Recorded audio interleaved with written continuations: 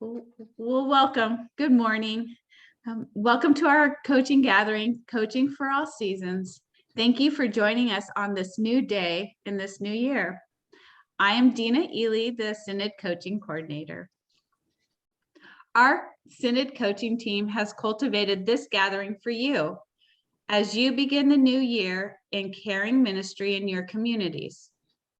This is meant to be a time of self-care and a moment of centering yourself as we name that feeling we have all been suffering with throughout the challenge of this pandemic. We want you to be comfortable here, so please feel free to turn off your camera if you'd like. We ask that you would just make sure that you mute your microphone when not participating. And we invite you to participate in the chat if you have any ideas, thoughts, and resources that you would like to share with us. Before we begin, we'd like to take a minute to center ourselves in a word of prayer. So please take a moment to close your eyes and take 3 slow, deep breaths.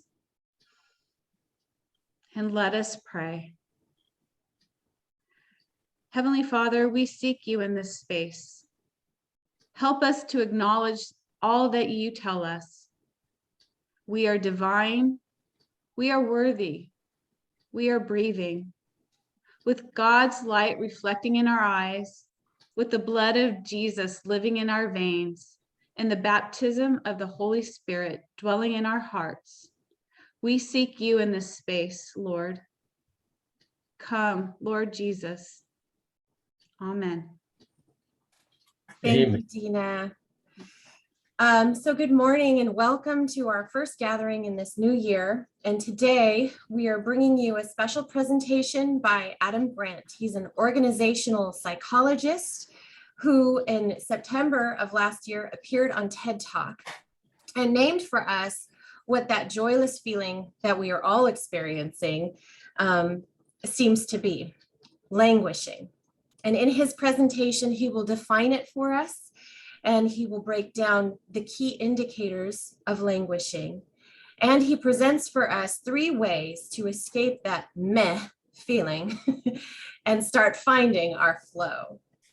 So I'm going to switch us to presentation mode. And speak up if you are unable to see or hear this video.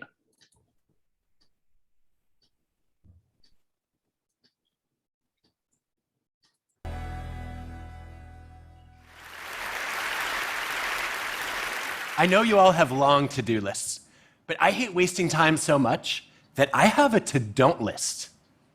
Don't scroll on social media, don't check my phone in bed, and don't turn on the TV unless I already know what I want to watch. But last year, I found myself breaking all of those rules. I was staying up way past midnight, doom scrolling, playing endless games of online Scrabble, and binging entire seasons of TV shows that weren't even good. The next morning, I'd wake up in a daze and swear, tonight, in bed by 10.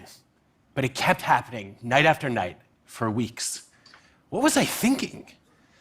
As an organizational psychologist, I have spent my whole career studying motivation. So it really bothers me when I can't explain my own behavior. I wasn't depressed. I still had hope. Wasn't burned out.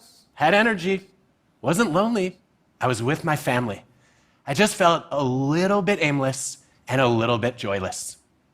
Eventually, I remembered there's a name for that feeling: languishing. Languishing is a sense of emptiness, stagnation, and ennui. It was coined by a sociologist, Corey Keyes, and immortalized by a philosopher, Mariah Carey. When you're languishing, it just feels like you're muddling through your days, looking at your life through a foggy windshield.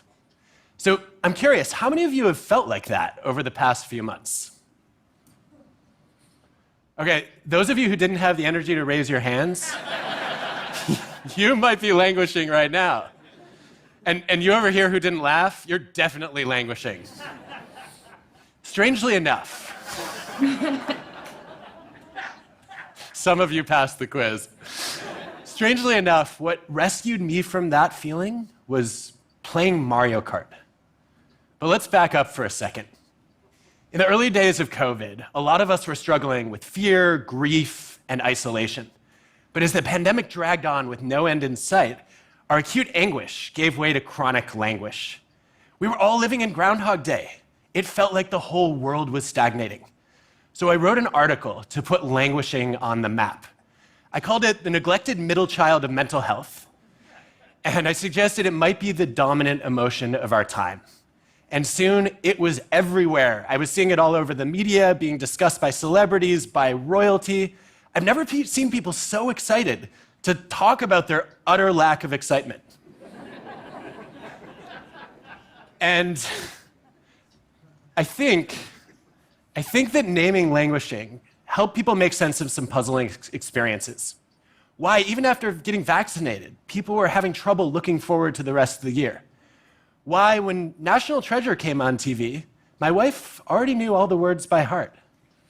And why I was staying up way too late, falling victim to what's known as revenge bedtime procrastination.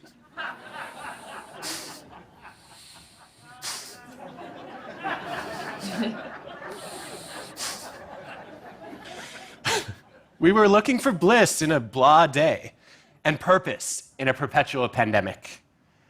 But languishing is not unique to a pandemic. It's part of the human condition. 2 decades of research show that languishing can disrupt your focus and dampen your motivation. It's also a risk factor for depression because languishing often lurks below the surface. You might not notice when your drive is dwindling or your delight is dulling. You're indifferent to your own indifference, which means you don't seek help, and you might not even do anything to help yourself. Meh. Languishing isn't just hard to spot, though. In many cultures, it's hard to talk about, too. When people ask, "How are you?" you're expected to say, "Great," or "Living my best life." That's called toxic positivity.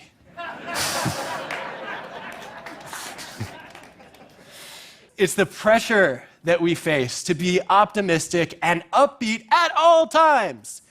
If you say, "I'm just okay," then people might encourage you to look on the bright side or count your blessings, which isn't just annoying. It can actually be bad advice. Can I get 2 volunteers? I will cold call if I have to. Don't all jump at once. Okay, right over here. You can come up to a mic. And can I get another volunteer? Right over there, up to this mic, please. Round of applause for our 2 volunteers. Hi, what's your name? Martin. Martin, thank you. Can you tell us 3 good things about your life, please?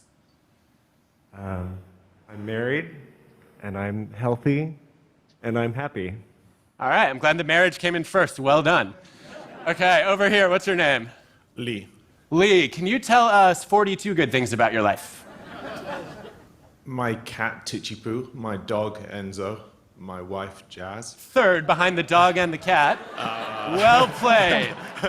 My children, India and Walter. Manchester United Football Club. My friends, Ted. Ted coming in, a ringing 8th. Okay. Ted is very high. Ted is very high. The poetry of C.S. Lewis, E.E. Cummings, Dylan Thomas. Do you want to name all the poets you've ever heard of? W.H. Jordan, W.B. Yeats. All right, Lee, John thank Donne. you. We're going to pause you there. Round of applause. Thank you both. So for a long time, I assumed that people in Lee's position were going to be happier than Martin. But when I ran the experiment, I found the exact opposite.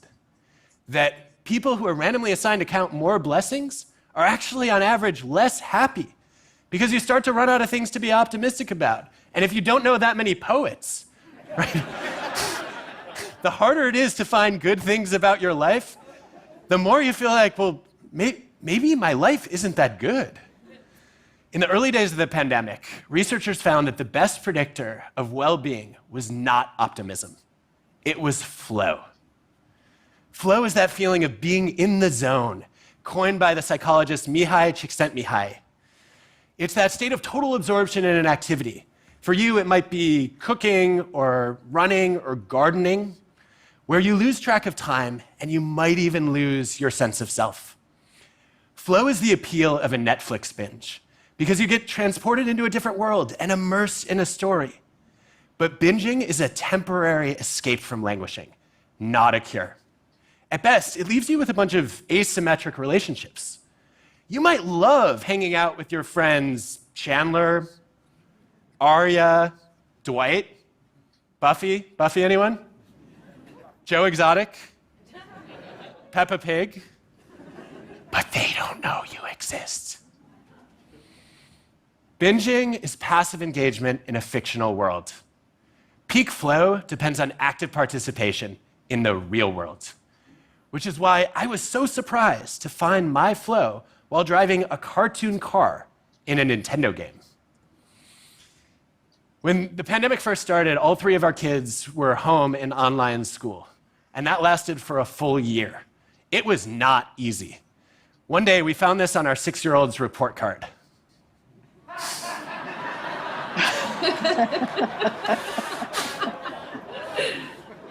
You know, I know some adults who still haven't figured that out yet. Not just online, but in real life too. So I guess we had that to celebrate. But like many of you, we were isolated from extended family. My sister was halfway across the country. And one day, we were reminiscing about how much we loved playing Mario Kart as we were kids. And she said, well, we could all play together online now. Why don't we start a family game? And soon we were playing every day with a video call running at the same time. And after a couple of weeks, I stopped feeling so blah. I was living Zen in the art of Mario Kart. And in the morning, our kids were waking up asking what time we would play. They were excited. And they loved it when I would gloat about an impending victory, only to be bombed by a flying blue shell, and then just sit there watching all 3 of our kids drive past me to the finish line in tiny go-karts. We had so much fun that we started a new Saturday night tradition after the kids were asleep: adult Mario Kart. So after reflecting on that experience, I'm proud to present to you for the first time my Mario Kart theory of peak flow. It has 3 conditions: mastery, mindfulness, and mattering. Let's start with mastery. Mastery is something a lot of us have been having a hard time finding lately. Psychologists find that at work, the strongest factor in daily motivation and joy is a sense of progress. We find that our happiness depends in Western cultures more on how our projects are going today than how they went yesterday. That's why Nike says, just do it. I guess if Nike had been started in a more past-focused country like China, their slogan would be, just did it. If languishing is stagnation, flow involves momentum. But mastery does not have to be a big accomplishment. It can be small wins. Small wins explain why I was drawn to online Scrabble, for the rush of playing a 7-letter word. Small wins make sense of why so many people were thrilled to bake their first loaf of sourdough bread. And small wins explain why one engineer spent an entire afternoon mastering the art of stacking M&Ms on top of each other. Let's take a look. All right, this is going to be harder than I first thought.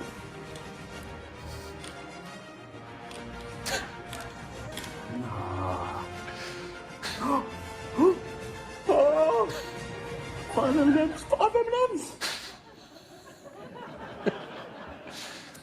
Turns out that was a world record. That kind of mastery depends on a second condition for flow: mindfulness, focusing your full attention on a single task. Not something a lot of us are doing that much these days.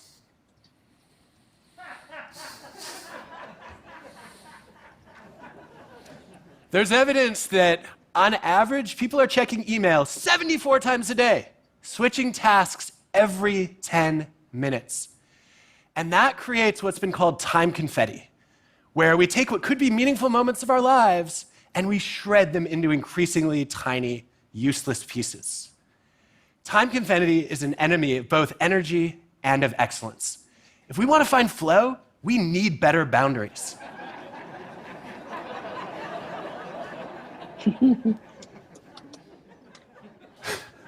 When I think about boundaries, I think of an experiment by organizational scholar Leslie Perlow. She went to a Fortune 500 company and she tested a quiet time policy. No interruptions 3 mornings a week, before noon. On average, engineers spiked in productivity. 47% of them were more productive than usual. But the best part is that when the company made quiet time official policy, they had 65% above average productivity. I don't think there's anything magical about Tuesday, Thursday, Friday before noon. The lesson here is that we need to treat uninterrupted blocks of time as treasures to guard. Now, mastery and mindfulness will get you to flow.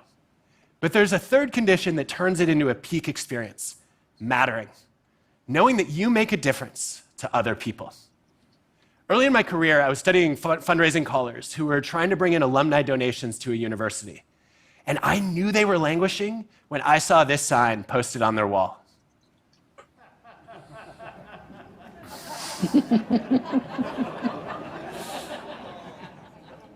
I wanted to study how to show them that their work mattered. So I designed a series of experiments. And over the next month, one group of callers, on average, more than doubled in weekly time on the phone and nearly tripled in weekly revenue. What moved the needle was randomly assigning them to meet one student whose scholarship had been funded by their work. Now, instead of focusing on the monotonous process of making calls, they were absorbed in a meaningful purpose of helping to fund tuition. So think about the people who would be worse off if your job didn't exist. Those are the people who make your work matter. You need to know their names, their faces, and their stories. And you can find flow in projects that benefit them. This all explains why Mario Kart was such a great experience for me. It gave me a feeling of mastery, the sweet satisfaction of a perfectly placed banana peel for my sister to slip on. It required mindfulness too. My brother-in-law was the best player. Beating him demanded total concentration, especially when my kids were ganging up with him against me. And it wasn't just a game, it mattered. Over the past year, we've all felt helpless in one way or another. I felt helpless to fix COVID. I couldn't even do that much to make online school better, and I'm a teacher. But in Mario Kart, I felt helpful. I was able to give my kids something to look forward to when we couldn't go anywhere. I was able to keep my family close when we were far apart. We normally think of flow as an individual experience, but playing Nintendo, we were all immersed together. And although we don't play daily anymore, I feel closer to my sister and my brother-in-law than I ever have before. I learned that love is not the frequency of communication. It's the depth of connection. I also realized that the antidote to languishing does not have to be something productive. It can be something joyful. Our peak moments of flow are having fun with the people we love, which is now a daily task on my to-do list. So what's your version of Mario Kart? Where do you find mastery and mindfulness with the people who matter to you? I think we need to rethink our understanding of mental health and well-being. Not depressed doesn't mean you're not struggling. Not burned out doesn't mean you're fired up. When someone says, "How are you?" it's okay to say, "Honestly, I'm languishing." Or if you can only muster one syllable, meh. And when you're ready, you can start finding the flow that lights a path out of the void. Thank you.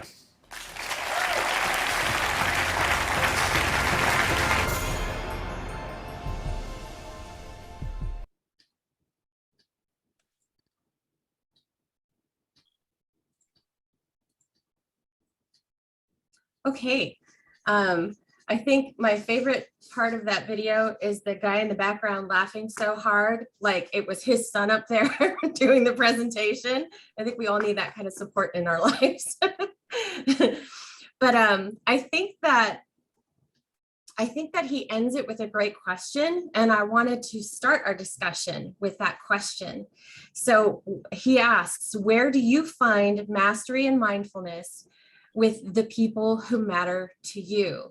And we all have our experience of the last 1.5, almost 2 years of COVID lockdown and restrictions and things like that. So I know we all have something that we can use as an example. So anybody willing to share, go ahead and unmute yourself to share.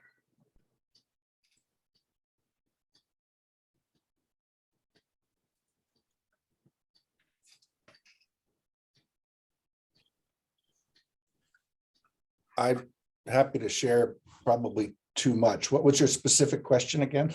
How do you find mastery and mindfulness with the people who matter to you? Oh,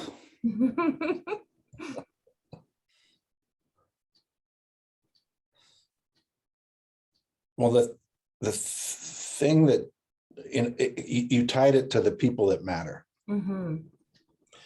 And the little phrase he used, it was kind of part of his wrap up at the end, was connection.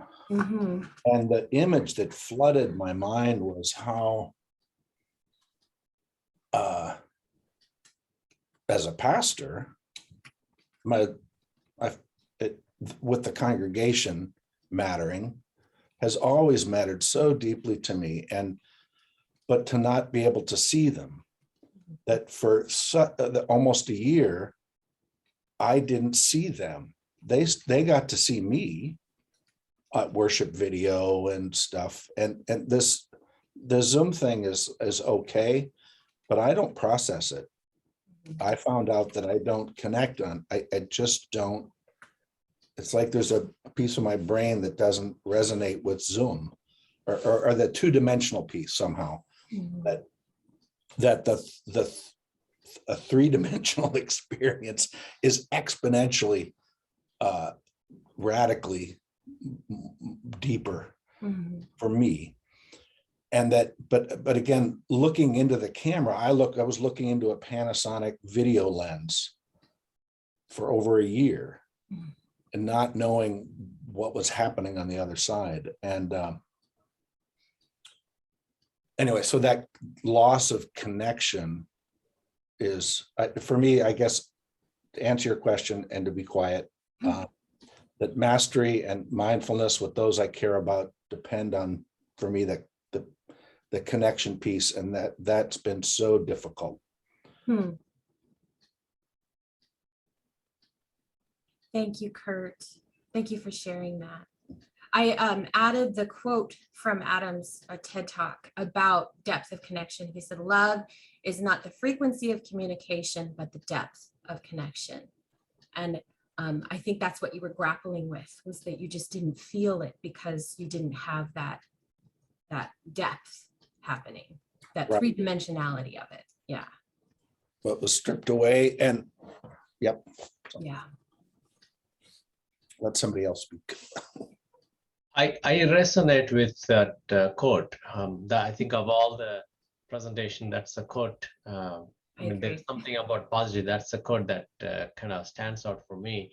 From a cultural lens, from my own cultural lens, I didn't grow up saying thank you to people. It was expressed. Like, we have to express and thank you, not just saying the words. I never heard my mom and my dad saying to each other, I love you. That's not the culture that I grew up. I mean, now India changed, but the way they expressed each other, the depth of connection we could feel as kids. And same thing with forgiveness, saying sorry, thank you. These are all common words that we use a lot, right? Even to say that's enough is also, we say, oh, thank you. We use the word sorry. So I grew up like, when you go to some place, you have to express it. Just don't say thank you. You need to show by touching the feet of your guru, or taking a gift. So I kind of relate to what he was talking about, depth of connection. That's where culturally is very profound for me.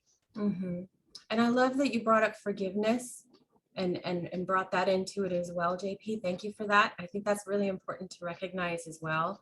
And I love the idea of what you're talking about.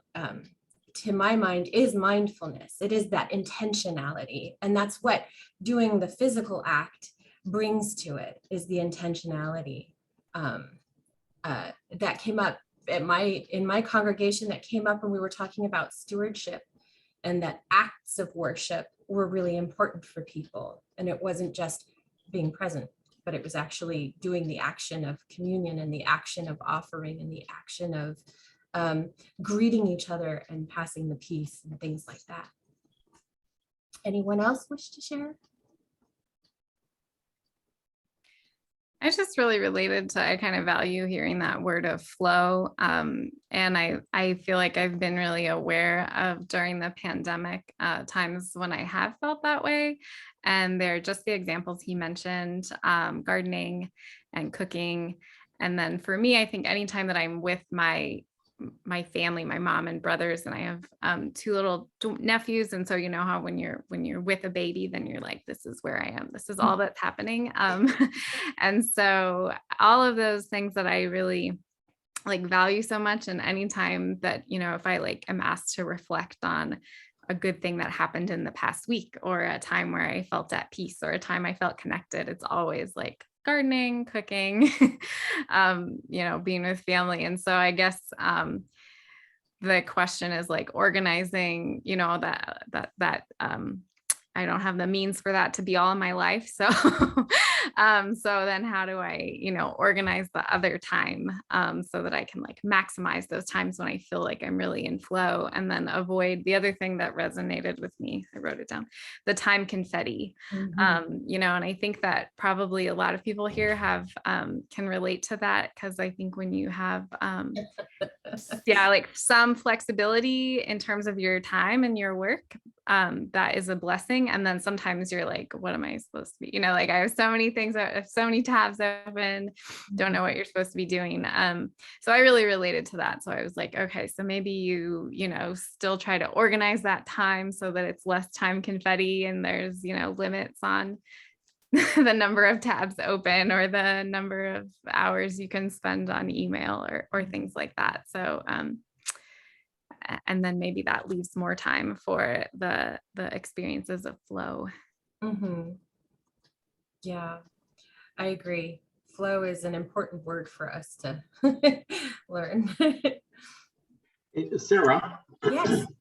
I don't know if he used the word, I always think of moralism as, he made a mention, I think, of delusional positivity. Yeah, And toxic positivity. Yeah.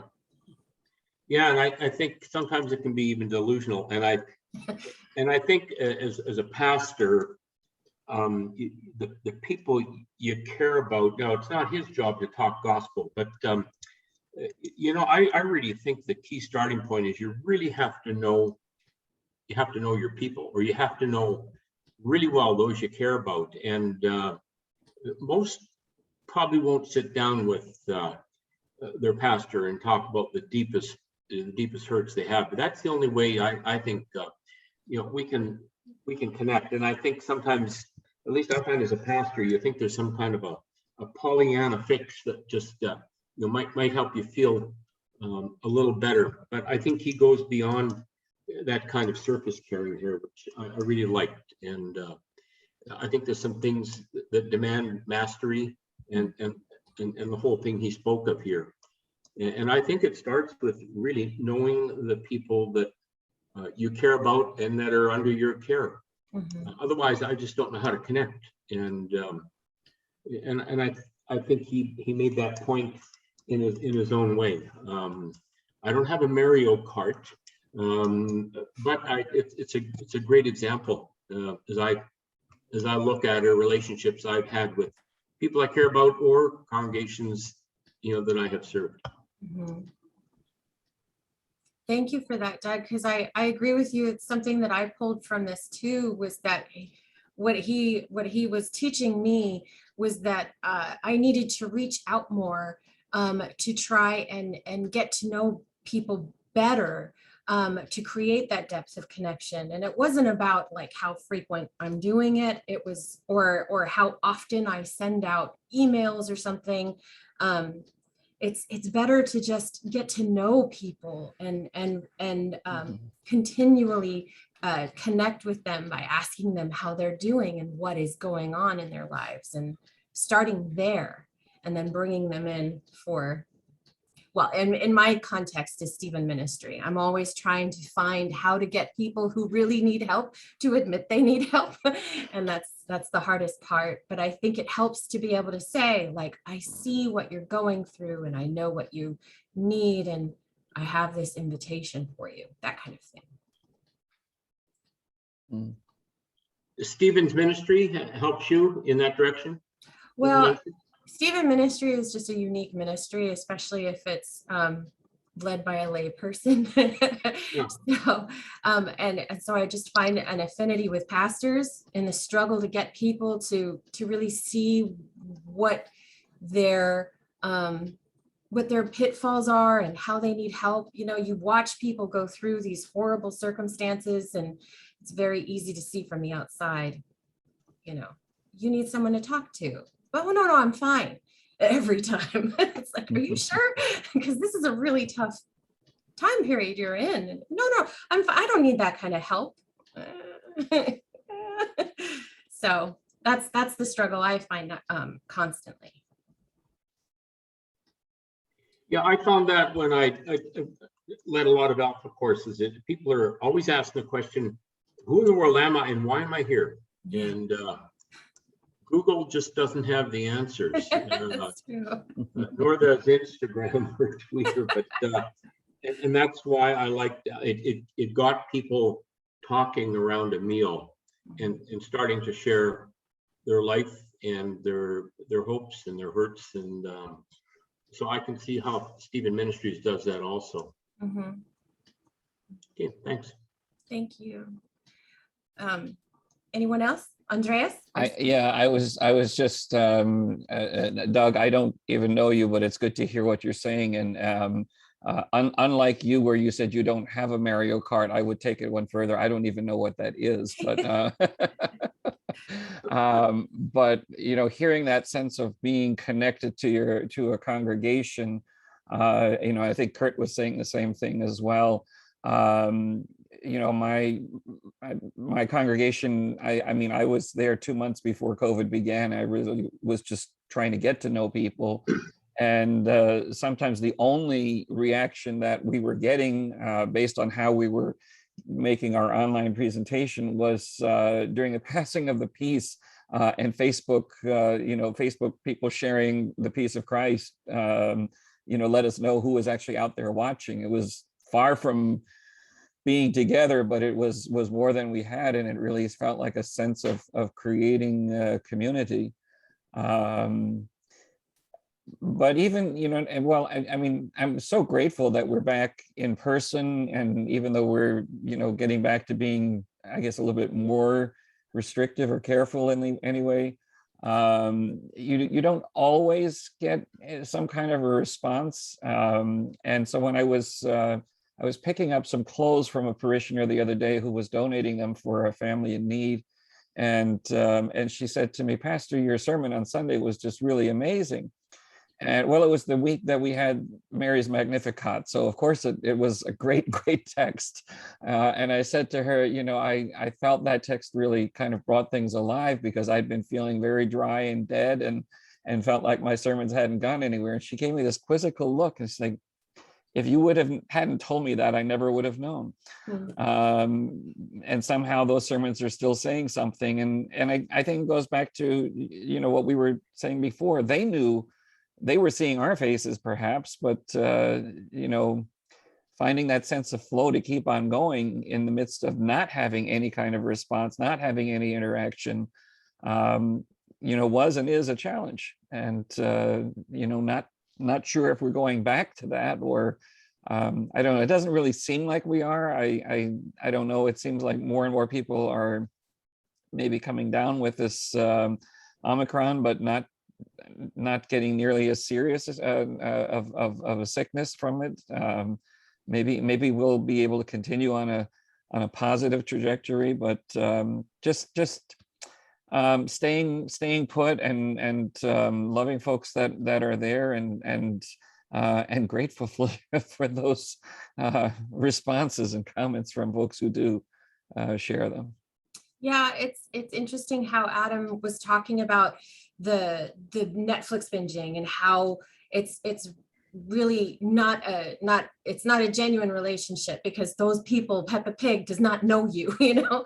And I imagine that for pastors who are the face that people are tuning into for church, they have that same issue where like they don't get to have that connection back at all. That I think you're speaking to something that is really important to be mindful of going forward, especially if we end up in a more sort of hybrid integration of what church is and what fellowshipping is for people. Which hybrid faith formation was one of our recent topics back in one of our monthly gatherings. If you're interested, I recommend going back to look for that. I think it was November's.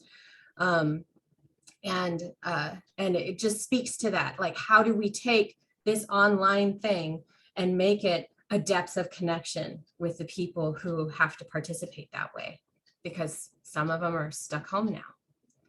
Yeah. Does anybody else want to share what your Mario Kart is?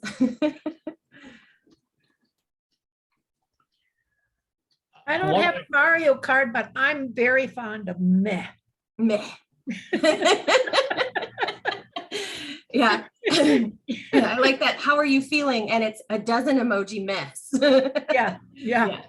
But the other thing that I've been thinking about is, as particularly as we've been hearing from the pastors and not getting a response. A question I would have is, how can you ask for a response? You know, we're going to be in this in-between time for quite some time, it's obvious.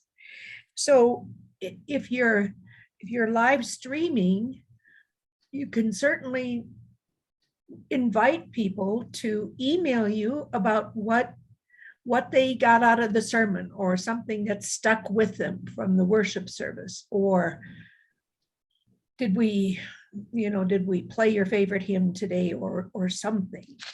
But we do have to be a little bit thoughtful about not being shy about asking for some kind of connection.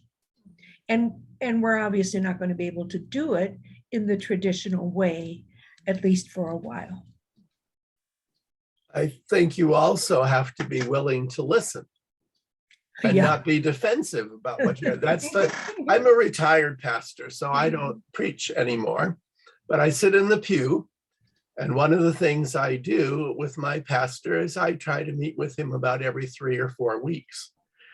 I don't just give him what his sermon was about, but I give what impression I have of what's going on in the parish.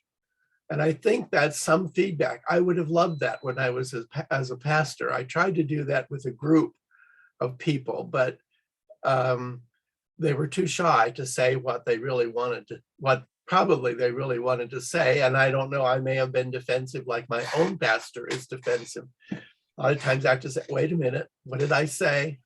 What did you hear? It's not easy to do.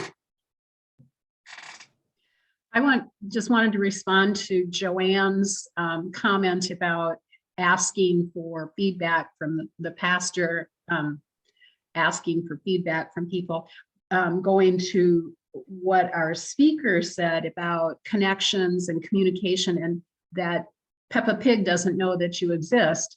But if your pastor asks for a response from you, you're getting that I matter. If the pastor then responds back, if there's something personal about it, not a survey kind of thing that everybody responds to. And it's not all about me. It's not, did you like my sermon? I never really appreciated people coming out of the church saying, good sermon, pastor. Like, does that mean that I got through it? Or does that mean you didn't fall asleep, or you did fall asleep and it was just long enough that you got that good nap in? But I think there's something about letting the people on the other side of the camera know that they do matter to you. You do know they exist. They're not, you are not the star, and the people are just blips on the screen, but that they do matter to you. And I think that is a really hard thing on Facebook or YouTube. It's a little easier on Zoom because you can actually respond to people because it's live in time, in real time. Hey, Karen, as much as, live streaming has really meant to our congregations and to the people, I still found it kind of inhibiting at times that we could not treat our time at worship in God's family room, whatever you want to call it, but where we couldn't discuss things really like we might wish to. Oh, sure. Because it's going out there publicly on YouTube. Well, not on Zoom. On Zoom, it's more personal. Yeah, Zoom is good. So if you ask that question though, then you got to be ready, because I once read that a pastor has to have the heart of a child and the mind of a scholar and the height of a rhino, and so be ready. But I think it's good advice. Yeah, I think it's really important to make to let people know that they matter. That it's not just about me getting feedback and being having good feelings or having meh feelings, but it's letting people know that they do matter, that they are the beloved children of God, and that they do matter. I love that, Karen. Thank you for that. I don't know about the rest of you, but I'm getting all these little insights that I want to record for myself and carry over into the work that I do and the relationships that I have. Let's give other people an opportunity to share. This is Debbie, and I'm listening to all of you, and I'm kind of my summary from all this and what happened in the very beginning of this pandemic, because I'm very much a people person.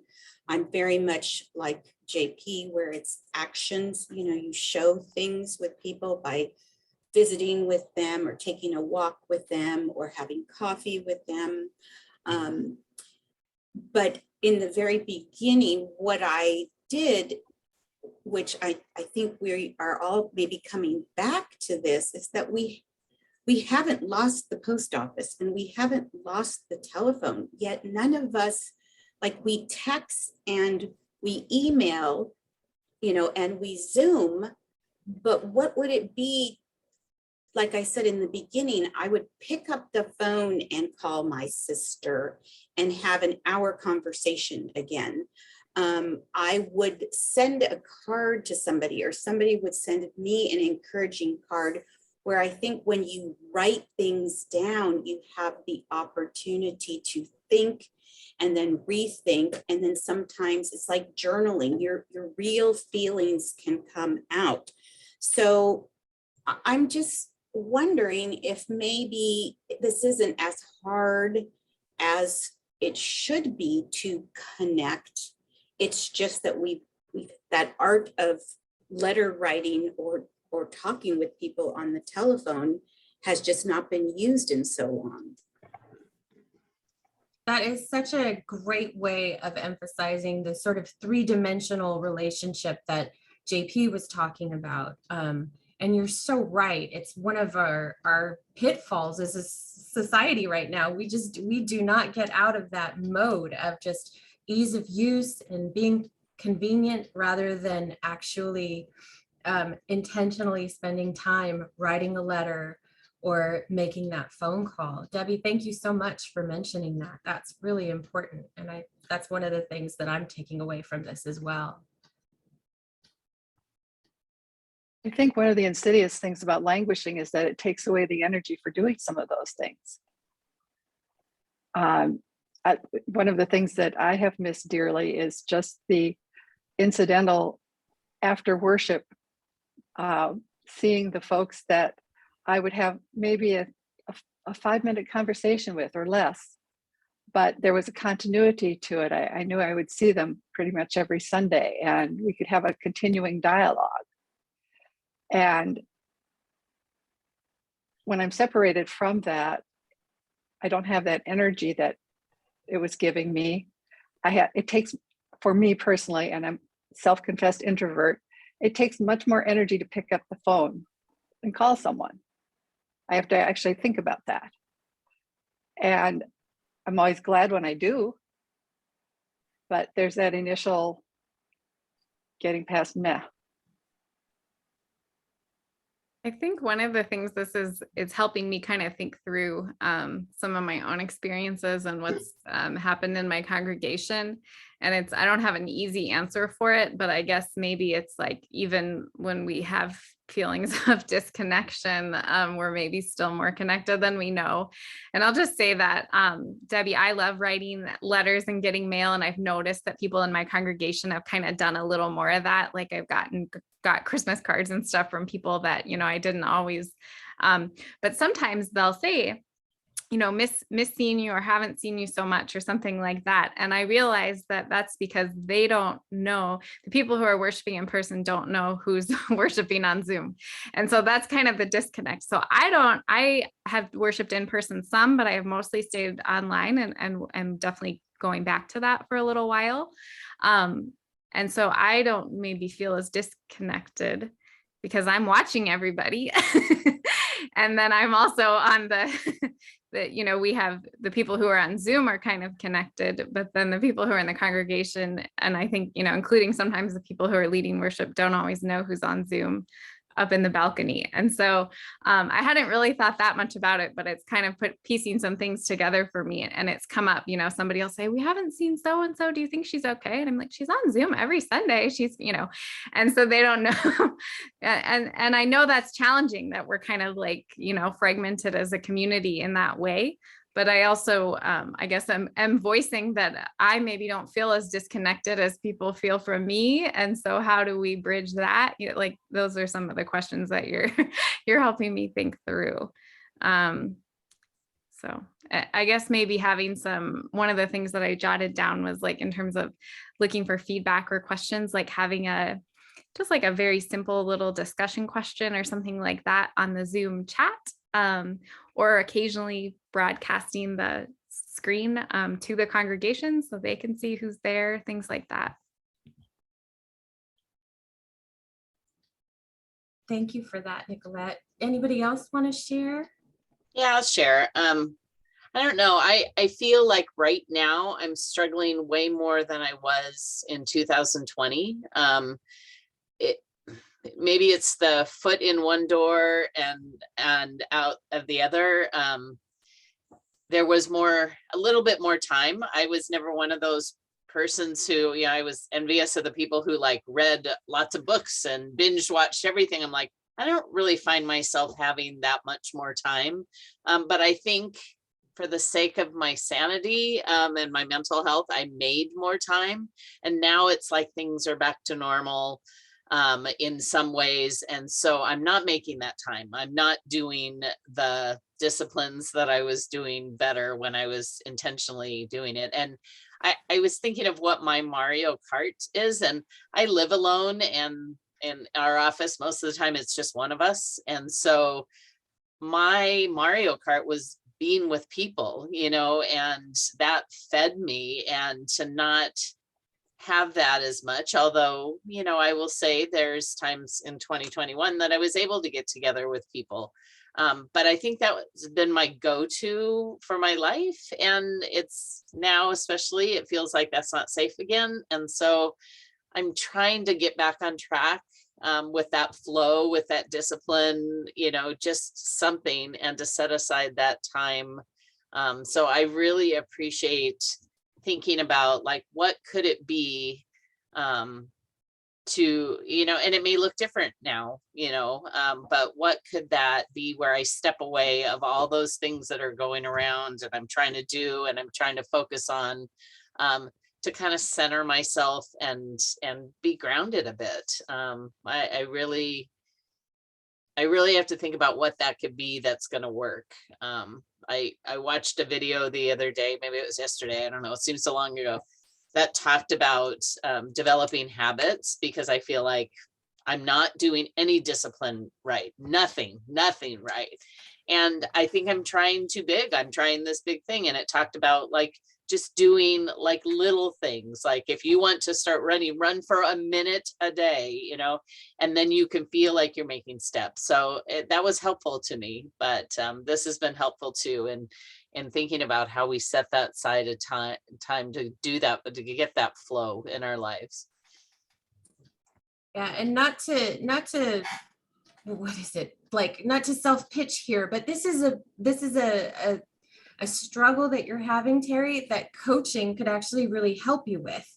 And so I just want to take a moment to pitch that these struggles that we have where we're trying to come up with ideas, or these struggles that we have where we're trying to process why we can't discipline or why we can't be productive, or those are great instances where a one-to-one coach could be really helpful for you, because it's an intentional conversation that you have with someone who is all there for you and helps you brainstorm and process and compute, you know.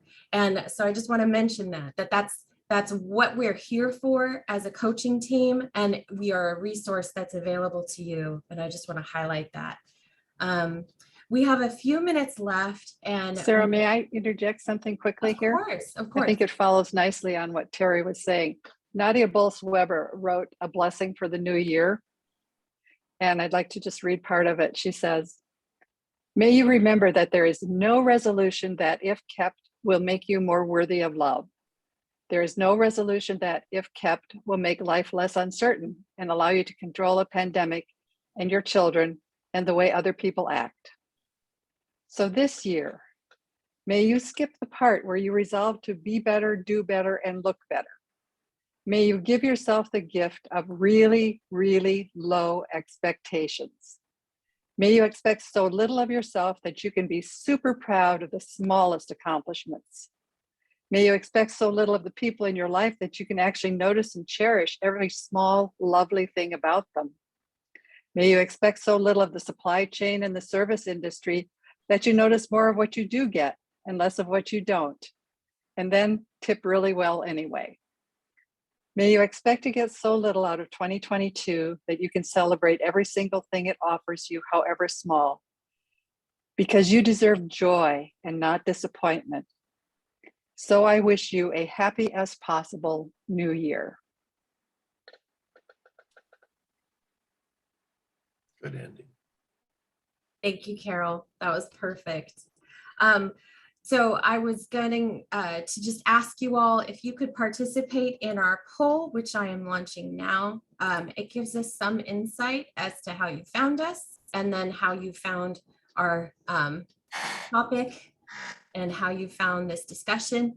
So if you wouldn't mind participating in that, that's very helpful for us as coaches as we continue to do these gatherings. Oh, and I should mention our next gathering, our Pacifica coaching group, we've invited Bishop Eric Gronberg from the North Texas, Louisiana Synod to be our guest speaker for February 3rd, which is a Thursday, the first Thursday of the month at 11 a.m., same time. And he's going to be talking to us about the role of bishop. And we encourage you to join us, because obviously we're in the middle of a bishop's election year. And we hope that it's helpful to have some insight from somebody who doesn't have any skin in the game, but, you know, has the experience and very recently. So if you care to join us for that, that is the first Thursday in February at 11. I'll leave the poll open for a few more minutes as we get answers. And so yeah, I think to wrap this up, I'm gonna pass this over to Dina. And Dina, would you mind closing us in prayer? Absolutely. Thank you. Thank you all for joining us today. We are so grateful for all the ways that you participated. What a wonderful conversation. So let us pray. Heavenly Father, you are the one who is and was and is to come. You who love us so much, you sent us your Son to die for us. You, in your infinite wisdom, have challenged us as individuals as we face with uncertainty. As a part of the greater human collective, you have shown us the only way out of this chaos is to truly care for each other, The only way this turbulent moment ends is if we love one another. Help us, Lord, to seek you in the midst of this chaos. Help us to be grateful for the opportunities you have provided for us to grow and learn as we are shaped by you.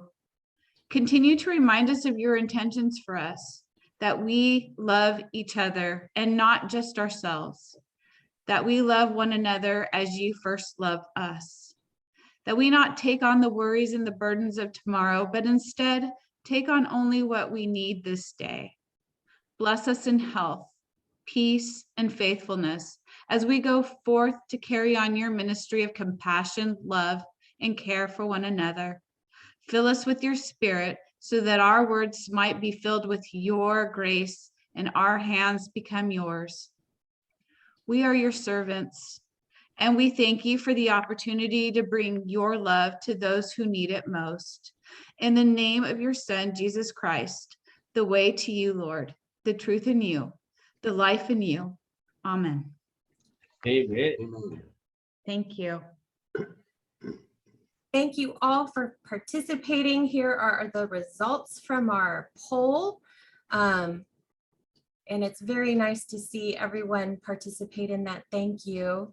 I think, well, my hope is that for the rest of this year, that you will find these gatherings useful, that you will find the resource of coaching helpful to you as you continue to be lay leaders and pastors and ministry developers in your congregations and within the synod. And we welcome any suggestions and any commentary you have for what's being provided to you today. And we wish everyone a blessed new year. Can I just ask one favor that Carol passed on that poem? Yes. Thank you. We can share that. Thank you. Thank you, Deb. Can you throw the results back up there really quickly, Sarah? I wasn't scrolling. Yes. I just wanted to have a quick look here. Okay. So that was question 1. Yeah. Question 2.